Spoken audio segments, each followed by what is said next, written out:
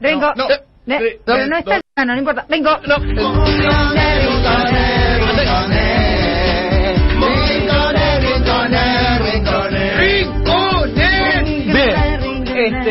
muchísimas gracias, me emociona cada vez que cantan, y ahora que volvió Pesquiño, vuelve el ritmo. Para mí es un placer. ¡Rinconet! Es verdad, toda esa semana fue medio raro. Faltaba el que canta, ¿no? Entonando. Claro, exactamente. Bien, vamos a dedicarle esta primera porción de la Rogel de asombro a lo que pasó del otro lado de la cordillera. Saludamos la victoria de Boric y sobre todo la derrota de Kast. Eso ha generado muchas cuestiones de este lado. Boris Johnson, ¿qué es? Perdón, ¿lo despertamos, Mauricio? ¿Qué hora es? No, Lucas. Poco tarde. Vamos a tratar de hablar despacito, así puede seguir. Es que me quedé viendo Netflix, perdón. Chromecast.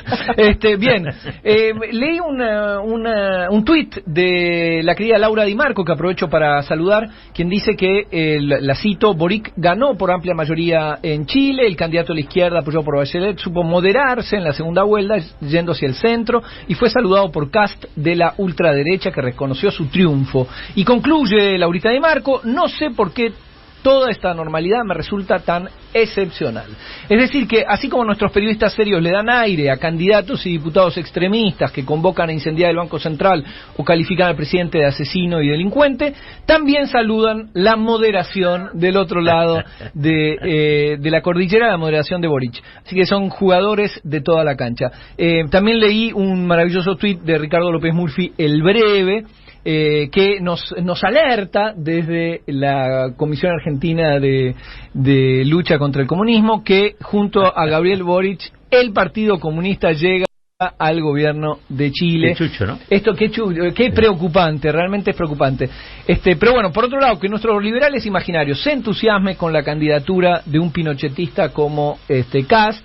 Como ocurrió, recordemos que la Piedra de Tandil saludó a Kast y dijo que ya convocaba a votar por él, con lo cual otro Vargas Llosa. Es nuestro Vargas Llosa. Yo lo que le pido lo que le pido a The Stone of Tandil es que el próximo paso es que vaya a saludar a Bolsonaro. Yo pensé que el salame de Tandil.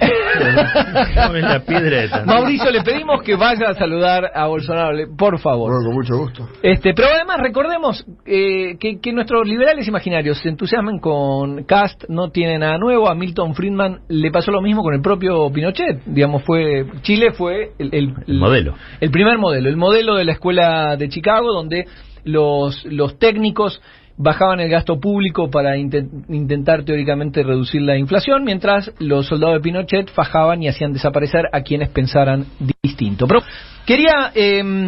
era un trabajo en equipo. Quería volver al Octubre Rojo. ¿Cómo empezó todo esto? El 6 de octubre del 2019, el gobierno chileno de Sebastián Piñera aumentó el pasaje del sistema de transporte de Santiago, y a partir de ahí hubo una serie de acciones de estudiantes secundarios en contra del alza y llamando a no pagar el boleto. Vamos a escuchar hay un video que circula en las redes del metro Santa Lucía, barrio de Lastarria, en Santiago, donde se ve a los estudiantes, sobre todo chicas, saltando los molinetes frente a los carabineros un poco azorados. Escuchamos.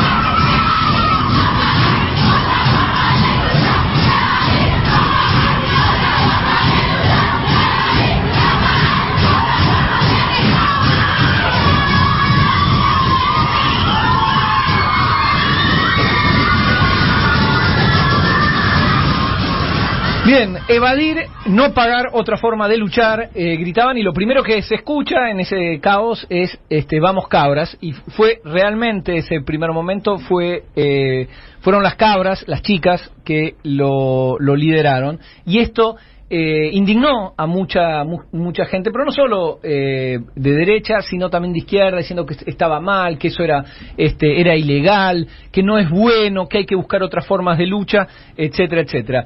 Esto era a principios de octubre. A mediados de octubre, Clemente Pérez, expresidente del directorio del Metro durante el gobierno de Bachelet, es decir, ni siquiera un funcionario de Piñera, fue entrevistado en la televisión y dijo lo siguiente.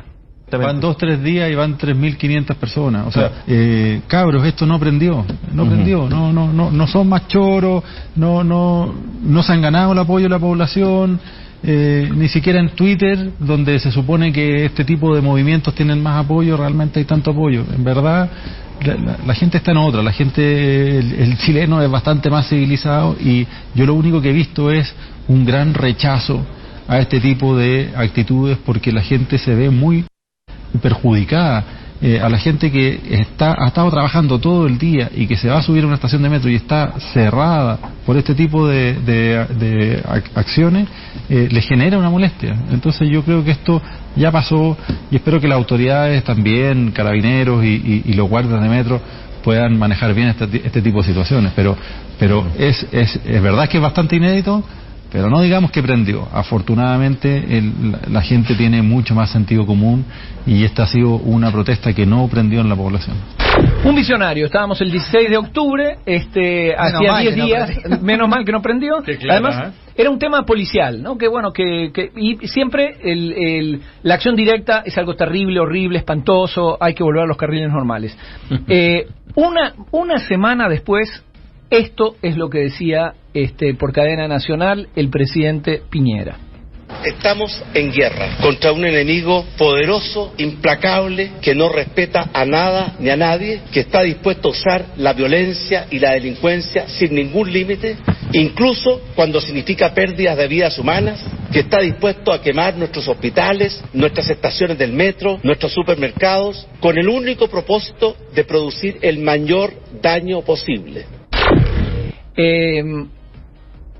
El enemigo del interior, es decir, esto es ya el llamado recordemos que ya para esa época había denuncias no solo de violencia extrema de los carabineros, de violaciones a chicos y chicas, pero tenemos el enemigo ya del interior, que le declaró la guerra.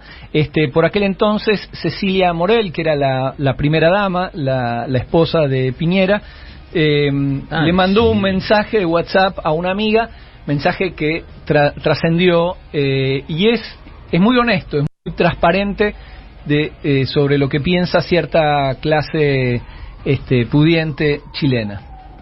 Amiga, yo creo que lo más importante es tratar de nosotros mantener la cabeza fría, no seguir calentándonos, porque lo que viene es muy, muy, muy grave. De adelantar el toque queda, porque se supo que la estrategia es romper toda la cadena de abastecimiento de alimentos, incluso algunas zonas del agua, las farmacias. Intentaron quemar un hospital e intentaron tomarse el aeropuerto. O sea, estamos absolutamente sobrepasados, es como una invasión extranjera, alienígena, no sé cómo se dice, y no tenemos las herramientas para combatirla. Por favor, mantengamos nosotros la calma, llamemos a la gente de buena voluntad, aprovechen racionar la comida, y vamos a tener que disminuir nuestros privilegios y compartir con los demás.